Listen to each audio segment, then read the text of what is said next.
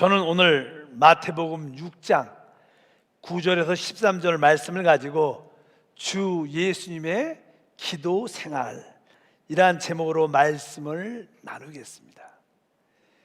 우리 주님의 이 땅에서의 생활과 사역을 보면 놀라운 것입니다. 주님의 이 땅에서의 생활은 항상 십자가를 기쁨으로 받아들인 생활을 하셨습니다. 또한 주님의 사역을 보면 항상 성령으로 충만되어 성령으로 행하는 사역이십니다. 어떻게 그분의 생활이 십자가를 기쁨으로 짊어지고 또 성령으로 충만한 생활을 할 수 있었는가? 그것은 다른 것이 아니라 그분의 합당한 기도 생활이 있었기 때문에 그렇습니다. 우리가 주님의 기도 생활을 잘 배우면 우리 역시 십자가를 짊어지고 성령으로 충만한 능력 있는 그런 삶이 될 것을 확실히 알 줄 믿습니다. 우리 주님은 원래 놀라운 인격을 갖고 계시죠. 그분은 말씀이셨던 하나님인데 그분이 육신으로 사람으로 입고 오셨기 때문에 그분은 원래 하나님이십니다.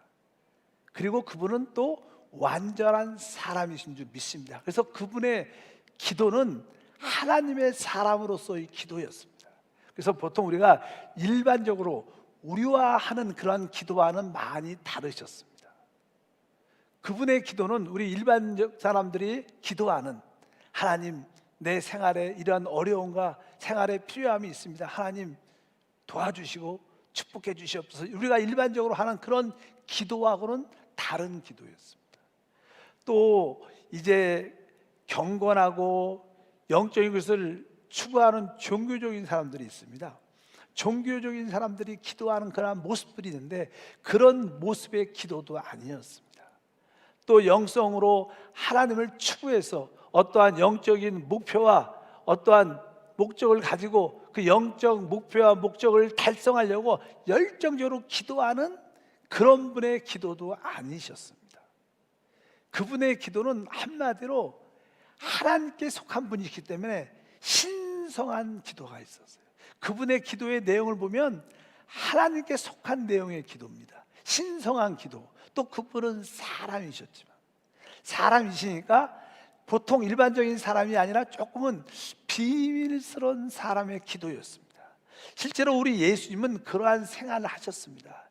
예수님께서 이제 사역을 시작하실 때 놀라운 지혜와 생명의 영생의 말씀을 전했기 때문에 특별히 나사렛에서 하나님 말씀을 전할 때는 그 예수님이 30년 동안 그곳에서 살았기 때문에 많은 사람들이 우리가 아는 예수가 아닌가, 목수의 아들 예수가 아닌가, 우리가 그 자매도 알고 그 형제도 아는데 그런데 어떻게 저런 말씀을 하시지, 어떻게 저렇게 놀라운 지혜의 말씀을 하시지, 이렇게 의아했어요.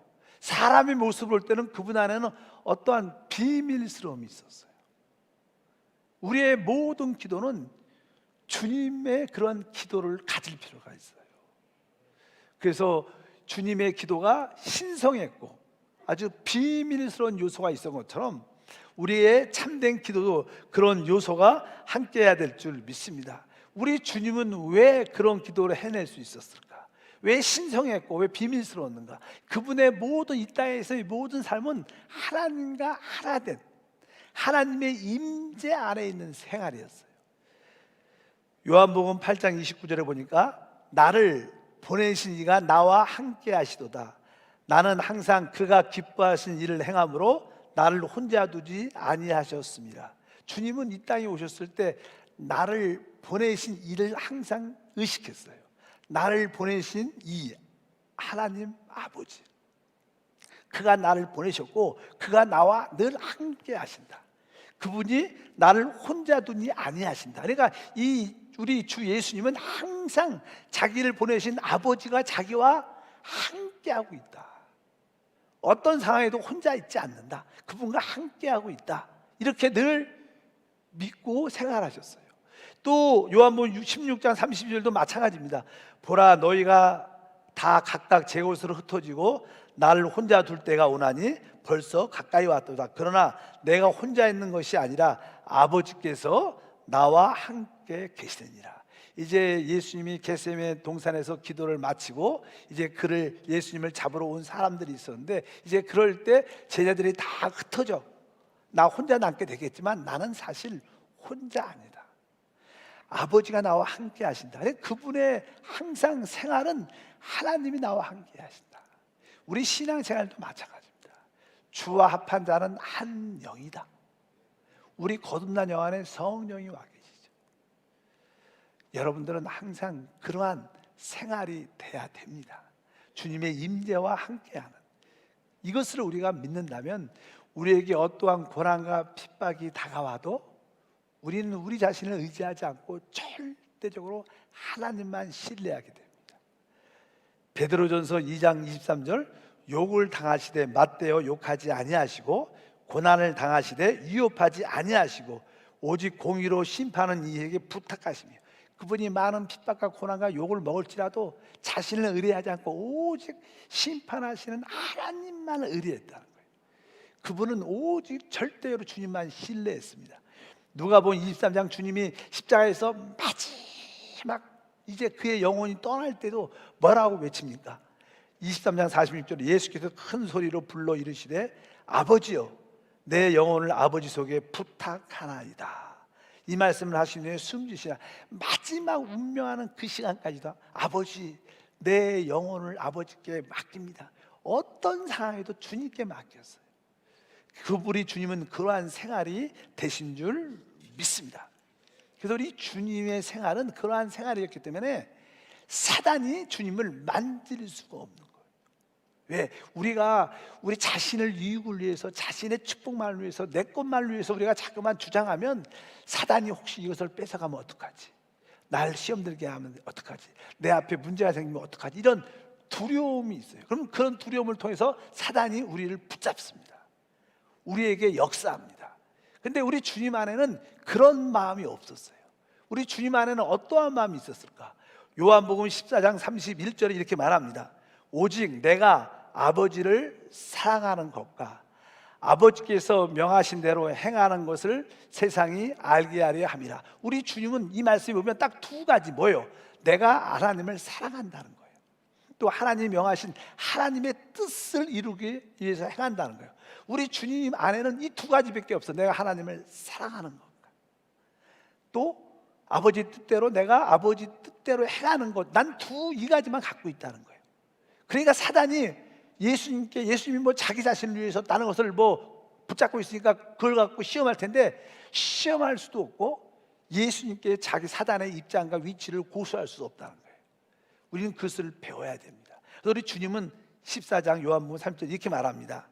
이후에는 내가 너희와 말을 많이 하지 아니하리니 이 세상의 임금이 오겠습니다. 그러나 그는 내게 관계할 것이 없다. 이게 무슨 뜻입니까? 이 세상 임금 사단이 이제 오지만 그 사단은 나하고 관계할 게 없다. 왜? 나는 그가 역사하는 죄, 세상의 욕심, 세상이 원하는 것들, 자기 이익 그런 것을 갖고 있지 않다는 거예요. 사단이 나를 만질 수도 없고 나에게 역사할 수도 없다.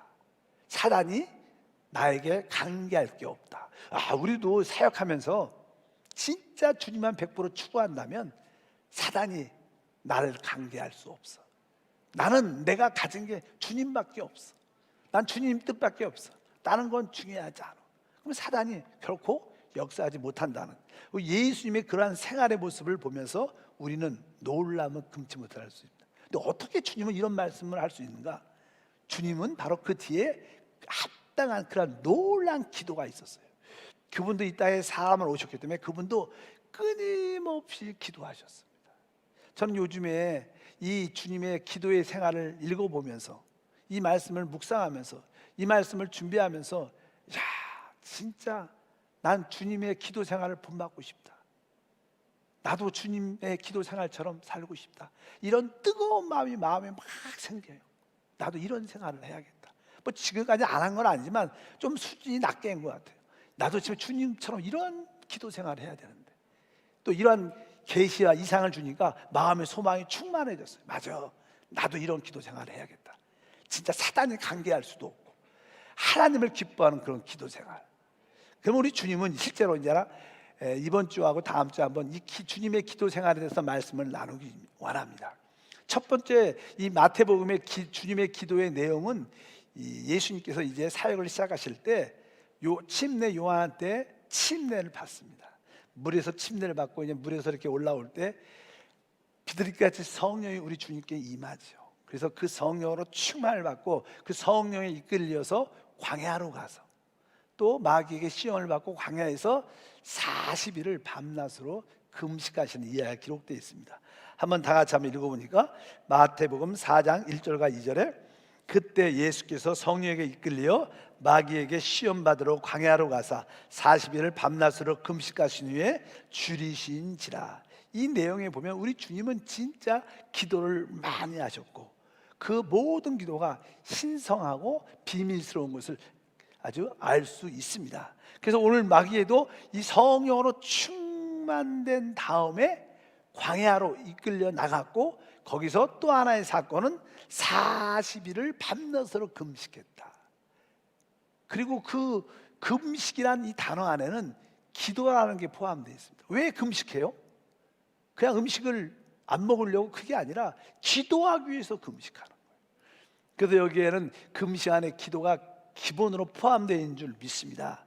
그래서 여기에 보면 어떠한 내용으로 40일 동안 기도했다 이런 말씀은 정확하게 안 기록되어 있어요. 왜? 그러한 기도는 신성하고 비밀스럽기 때문에 보여주지 않는 겁니다. 그러나 우리는 그 내용을 영적으로 알 수 있습니다.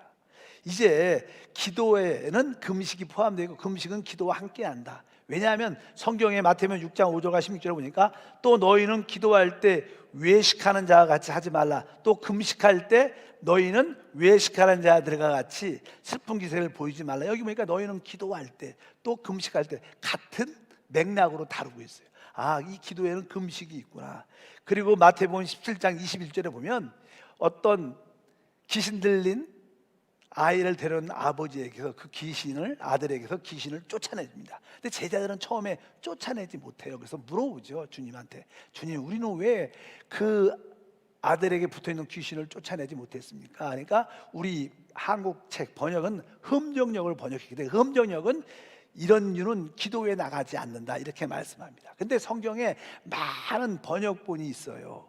근데 번역본 중에서 가장 이렇게 인정받는 번역본 중 하나가 킹 제임스 버전이라고 있습니다. 많은 사람들이 그 성경 버전을 많이 쓰죠. 원어에 많이 가깝다 그래서. 근데 그 원어에 보면 뭐라고 써있냐면 17장 21절에 그러나 이런 종류는 기도와 금식에 의하지 않고는 나가지 아니한다. 여기는 항상 금식이라는 게 포함되어 있어요. 기도, 우리 한국에는 기도 외에는 써있지만 또 다른 번역본에는 기도와 금식 같은 맥락으로 되어 있다. 우리가 아주 강한 오래된 귀신은 금식하면서 부르짖어야지 나간다는 거예요. 그리고 사도행전 13장 2절과 3절도 주를 섬겨 그 안디옥 교회에서 금식할 때 성령이 불러 이르시되 내가 불러 시키는 일을 위하여 바나바와 사울을 따로 세우라. 또 이에 금식하며 기도하고 두 사람에게 안수하여 보내니라. 여기 보니까 금식하고 기도. 그러니까 예수님이 40일 밤낮으로 금식하실 때 그분은 기도는 다양하게 들어가 있는 거예요. 근데 어떠한 기도였냐 기록되어 있지 않습니다.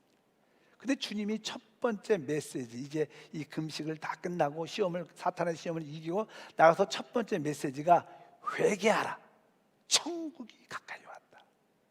그래서 그분은 천국 복음을 전하죠. 주님이 이 땅에 오신 목적이 무엇입니까? 그분은 이 땅에 천국을 세우러 오셨어요. 하나님의 통치를 이 땅에 가져오러 오신 줄 믿습니다. 그래서 그분이 40일 동안 금식하면서 하나님이 나에게 사명, 위임을 주셨는데 그것은 바로 하늘의 통치를 이 땅에 가져온 거예요. 그래서 금식하면서 기도하면서 아버지, 내가 어떻게 이 땅에 천국을, 하나님의 통치를 세울 수 있을까요? 어떻게 불신자들 또 죄 가운데 있는 자들에게 복음을 전해서 하나님의 다스림, 통치 안에 있게 할 수 있을까? 이렇게 계속 그런 기도를 한 거예요. 그래서 주님의 그 위임을 다시 한번 확인하고 그 능력으로 충만해서 그 사명을 감당한 줄 믿습니다. 또 주님의 대부분 기도는 보이지 않지만 이 땅에 하나님의 천국, 하나님의 통치와 다스림을 세우는 기도였다. 우리는 그러한 기도를 해내야 될 줄 믿습니다. 이런 것처럼 우리 믿는 사람도 진짜 이런 기도를 해야 된다는 거예요. 우리의 기도를 솔직하게 이렇게 드러내보면 너무나 내중심적이고 너무 인본주의고 세상적이죠. 사실 세상에 많은 불교도 그렇고 뭐 회교도도 그렇고 뭐 이슬람교도 그렇고 많은 종교들의 기도들이 있어요. 그런 기도를 들어보면 오직 내용이 나를 축복해 주시고 날 지켜주시고 나에게 복을 주시옵소서, 되게 그런 기도입니다. 근데 믿음이 별로 없는 분들도 대부분 기도가 자기 중심적이에요. 이런 기도도 대부분 그런 기도죠. 신성함이 없죠. 육신적인 기도고 세상적인 그런 기도입니다. 우리는 분명히 알아야 됩니다. 참된 믿는 사람들은 그 기도 안에 하늘에 속한, 하나님께 속한 신성함이 있어요. 그리고 하나님만 나만이 아는 비밀스러운 기도가 있어요. 여러분 기도 안에 신성하고 비밀스러운 기도가 있길 주의 이름으로 축복합니다. 바로 남들이 볼 때 그런 어떠한 느낌을 가져. 아, 저분의 기도는 역시 달라. 저분의 기도를 들으면 마음이 열려. 진짜 하나님을 위하는 기도, 그런 기도가 될 줄 믿습니다. 그럴 때 우리의 기도를 통해서 하나님이 나타나십니다. 하나님이 표현되고 하나님의 주권이 회복되는 역사가 함께 할 줄 믿습니다. 그럼 두 번째로 이제 주님께서는 이제 마태복음에 보면 마태복음 5장, 6장, 7장에 이제 산으로 제자를 데리고 가서 거기서 천국 헌법을 가르쳐 주십니다. 천국 헌법을 선포하시죠. 그리고 나서 거기에 기도에 대한 말씀을 많이 하셔요. 그리고 이렇게 기도하라. 주님께서 그 기도문을 가르쳐 주셨기 때문에 우리는 주 기도문이라고 말하죠. 우리는 적어도 이러한 기도를 해내야 된다는 거예요. 주님이 가르쳐 주신 기도는 신성한 기도고 비밀스러운 기도. 실제로 우리는 모일 때마다 어떤 예배가 어떤 모임이 끝날 때마다 우리 주기도문으로 마칩니다. 그런데 참으로 성도 중에 이 주기도문을 영적으로 참으로 이해하고 기도하는 사람이 있을까? 그런 사람들은 많지 않습니다. 오늘 여러분 모두가 그 주기도문을 잘 깨닫고 영적인 실제를 갖고 여러분들의 믿음으로 기도한다면 우리의 기도는 신성함이 있을 것이고 하나님의 비밀스러운 축복이 함께할 줄 믿습니다. 이 첫 번째 기도는 이렇게 시작합니다. 마태복음 6장 9절이죠. 하늘에 계신 우리 아버지여, 이름이 거룩히 여김을 받으시오며. 여기 보면 하늘에 계신 우리 아버지, 여기에 보니까 우리 아버지, 우리 주님은 이 땅에 오셨지만 아버지 보내신, 예수님을 보내신 아버지는 하늘에 계십니다. 주님은 이 땅에 오셨지만, 그래서 이제 그 하늘에 계신 뭐냐면 우리 아버지, 아버지는 것은, 아버지란 것은 우리가 그분에게 거듭났다는 거예요. 실제로 그분이 우리를 성령으로 낫게 하셨다는 거. 그래서 우리에게 거듭난 영이 있죠. 우리는 진짜 하나님을 우리의 뭐라고? 아버지라고 불러야 돼요.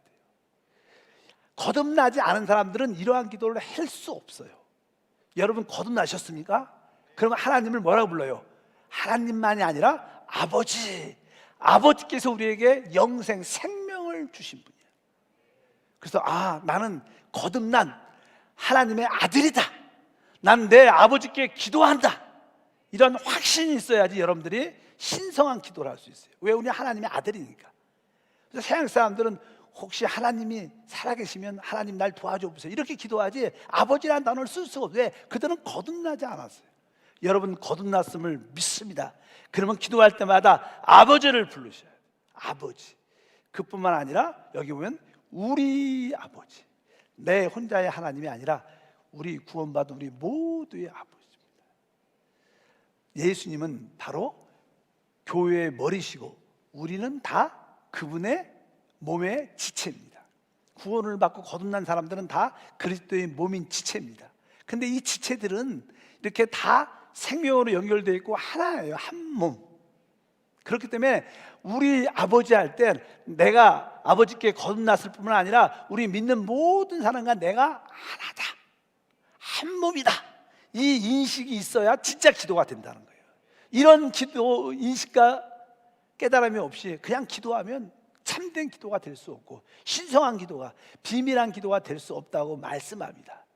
하늘에 계신 우리, 내가 구원받은 우리 모든 지체들과 하나구나, 한 몸이구나, 그리고 그분은 나에게 생명 주신 아버지시구나. 이제 그 하늘에 계신 우리 아버지께 기도할 때 우리는 그분을 위해서 기도하는 거예요.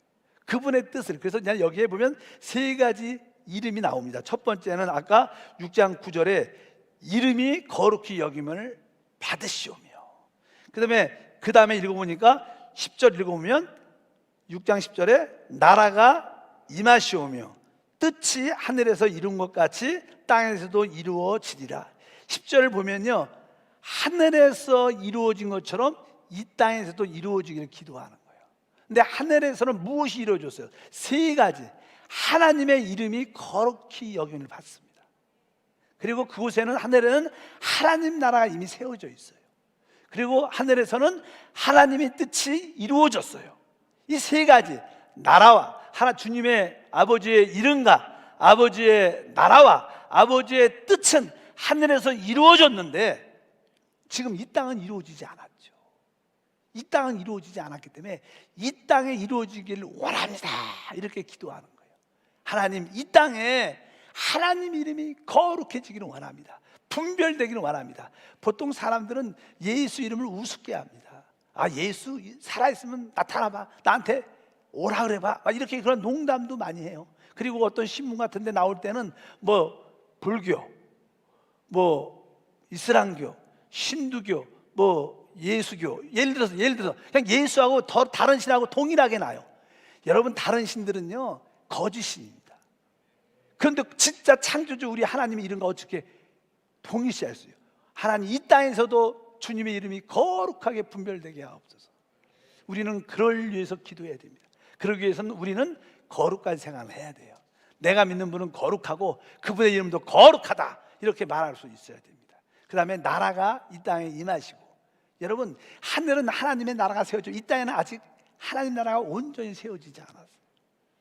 이 땅에 하나님의 나라는 교회입니다. 교회에서 하나님의 나라의 속성인 의와 평안과 희락을 나타낼 수 있습니다. 보통 이 나라는, 세상 나라는 누구? 사단과 마귀의 나라고 성경에 말씀합니다. 아까도 이 세상에 세상 임금이 오겠다, 그래서 이 사단을 이 세상의 임금이라 그래요. 사실 대한민국을 누가 통치하고 다스리냐? 그 대한민국 정부들 위에 있는 사단이 역사하는 거예요. 실제로 그렇습니다. 근데 왜 우리가 대한민국을 위해서 기도하냐? 여러분, 이 대한민국에 하나님의 나라인 교회가 있어요. 이 교회가 예배하고 봉사하고 선교하려면 대한민국이 안정돼야 그 일을 마음껏 할 수 있습니다. 대한민국이 안정되지 않으면, 경제적으로 어려우면 그런 일을 해낼 수가 없죠. 그렇기 때문에 우리가 대한민국의 안정을 위해서 기도하는 것이지, 원래 이 대한민국 배후에는 사단이 통치하고 있고 다스려갑니다. 그러니까 사단이 통치하니까 교회 예배와 모든 봉사를 방해하고 선교도 방해하죠. 그러나 역시 우리는 어떻게 해야 되는가? 하나님의 나라가 이 땅에 온전히 세워지는 원합니다. 결국 우리가 이런 기도를 해내면 세상 정부가, 세상 나라가 끝나고 그리스도 나라가 세워질 것이다. 이것이 하나님의 뜻이고 신성한 기도인 줄 믿습니다. 여러분 기도하냐? 하나님, 이 세상 정부가 끝나고 하나님의 나라가 진짜 이 땅에 이루어지기를 원합니다. 이 세상에 많은 사람들이 대한민국에, 이 세상에 진짜 기쁨이 있고 평강이 있기를 원한다, 희락이 있기를 원한다. 이 세상이 기뻐해야 되는데 기뻐할 일이 없어요. 왜? 평화하지 않습니다. 왜? 의가 없기 때문에. 이 세상에 대통령이야 모든 정치 유형들 의로움을 가진 자가 누가 있습니까? 아무도 없습니다. 그래서 참된 하나님의 나라는 의로부터 시작되는 거예요. 의가 있어야 진짜 기쁨도 있고 희락도 있는 줄 믿습니다. 앞으로 주님께서 이 땅에 주님의 나라를 세우실 때 그러한 놀라운 축복이 함께할 줄 믿습니다. 베드로 후서 3장 13절 말씀을 읽어보면 우리는 그의 약속대로 의가 있는 곳인 새하늘과 새 땅을 바라보도다. 앞으로 새하늘과 새 땅이 오는데 그곳에는 무엇이 있어요? 의가 있어요. 의가 있으니까 진짜 그 의 안에서 기쁨과 실학이 있고 거기에 진정한 평화가 있는 거예요. 이 세상에 의가 없기 때문에 평화가 있을 수가 없죠. 하나님 나라가 세워질 때만이 나타나는 줄 믿습니다. 세 번째는 하나님의 뜻이 이 땅에 이루어지는 거예요. 하나님의 뜻은 바로 그리스도의 몸이 이 땅에 나타나는 것입니다. 우주의 통치를 이루는 것인 줄 믿습니다. 보통 세상에서 어떤 정부나 대통령들은 자기 나라를 이끌어갈 때 그들의 꿈이 뭐예요? 자기의 뜻을 이루는 거예요. 히틀러도 독일과 유럽을 정복해서 자기의 뜻을 이루려고 했죠. 스탈린은 소련에서 자기의 뜻을 이루려고 했어요. 김일성은 북한에서 자기의 뜻을 이루려고 했어요. 근데 알다시피 이 세상에 있는 모든 정치 지도자들 자기의 뜻을 갖고 있지만 자기의 뜻이 이루어지지 않습니다. 그 뜻이 이룰 수도 없죠. 우리 나라 이야기지만 박근혜 정부 때도 박근혜 뜻을 이 대한민국에 이루고 싶었는데 안 됐어요. 지금 문재인 정부도 자기 뜻을 이루고 싶은데 안 됩니다. 지도자의 뜻이 이루어지는 게 아니라 무슨 뜻이 이루어지는 거예요? 하나님의 뜻이 이루어지는 거예요. 하나님의 뜻이. 히틀러도 죽고 스탈린도 죽고 김일성도 죽고 다 죽습니다. 하나님의 뜻만 이루어져요. 우리 기도는 하나님의 뜻이 하늘에서 이루어진 것처럼 이 땅에서 온전히 이루어지기를 원합니다. 이것이 신성한 기도예요. 여러분의 모든 기도에는 바로 어떤 뜻이 있어요? 주님의 이름이 분별되기를 원합니다. 주님의 나라가 이 땅에 세워지기를 원합니다. 주님의 뜻만 이루어지기를 원합니다. 우리는 이러한 기도를 해내야 되는 거예요. 이러한 기도를 하도록 부름을 받은 거예요. 우리의 참된 기도는 바로 주님의 이름과 주님의 나라와 주님의 뜻을 위해서 기도하는 것입니다. 우리는 왜 사는가? 이러한 기도를 해내기 위해서 사는 겁니다.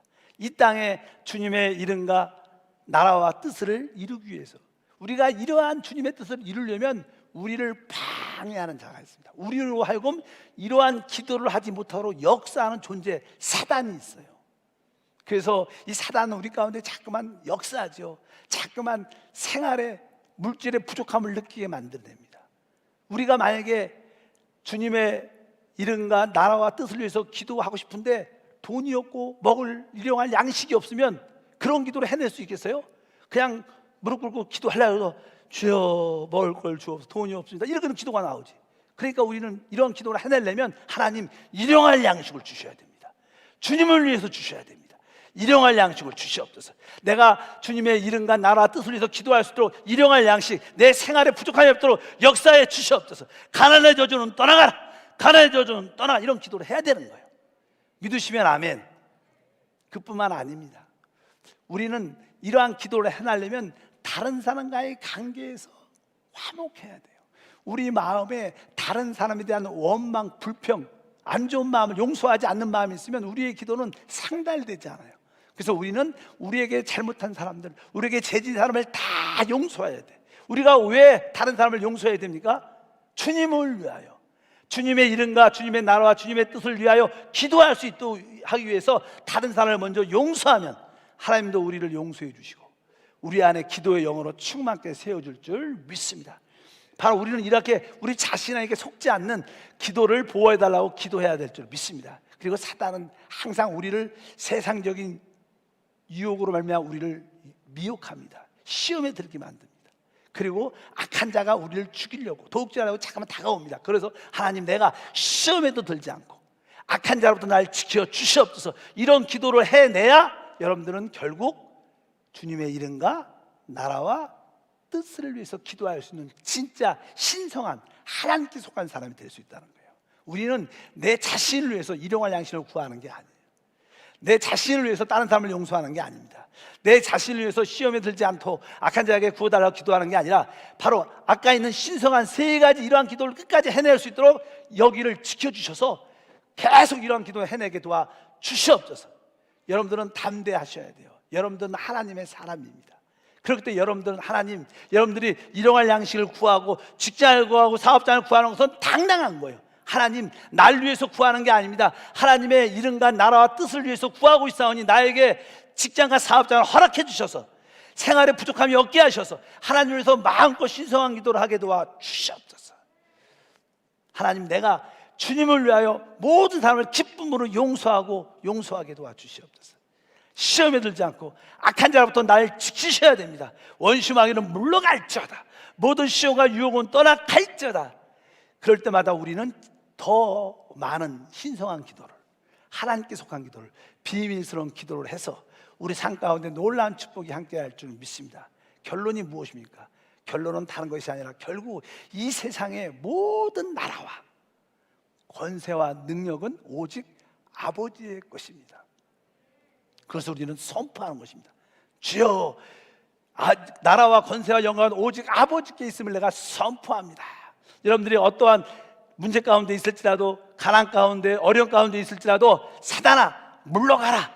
그래도 네가 아무리 역사해도 이 땅의 나라와 이 능력과 권세와 영광은 오직 우리 아버지 것이다. 물러갈지어다. 이렇게 선포하면 바로 이 땅에 하나님의 영광이 나타나고 뜻이 이루어지는 줄 믿습니다. 이것이 신성한 기도고 비밀스러운 기도예요. 우리 주님은 우리에게 이런 기도를 하라고, 주님은 이러한 기도를 하십니다. 그렇기 때문에 우리도 이러한 신성하고 이 비밀스러운 기도를 해야 될 줄 믿습니다. 우리는 이러한 기도를 할 수 있어요. 왜? 우리 안에 계신 성령과 함께 붙잡고 하나님, 내가 하나님을 위한 기도, 신성한 기도를 해내게 도와주옵소서. 하나님께 모든 것을 공급받는 비밀스러운 기도도 하게 도와 주시옵소서. 이제부터 내 자신을 위하여 구하지 않고 주님의 이름과 나라와 뜻을 위해서 구합니다. 그리고 믿음으로 선포하면 하나님이 모든 것을 더해 주시는, 너희는 그 나라와 그 의를 구하라. 바로 이것이 그 나라와 그 의입니다. 그러면 하나님이 여러분에게 그런 기도를 해낼 수 있도록 모든 것을 더해 주시는 축복과 간증이 함께할 줄 믿습니다. 하나님 아버지 감사합니다. 다시 한번 주님의 기도를 배우기를 원합니다. 그 주님의 놀라운 기도와 함께하기를 원합니다. 주님께서 항상 십자가를 기쁨으로 짊어지셨고 항상 성령으로 충만한 생활을 할 수 있던 것은 바로 이러한 기도 생활이 받침이 되어 있습니다. 우리 모두도 이러한 기도를 해낼 수 있도록 은혜와 축복을 더하여 주옵소서. 주 예수 이름으로 기도함나이다. 아멘.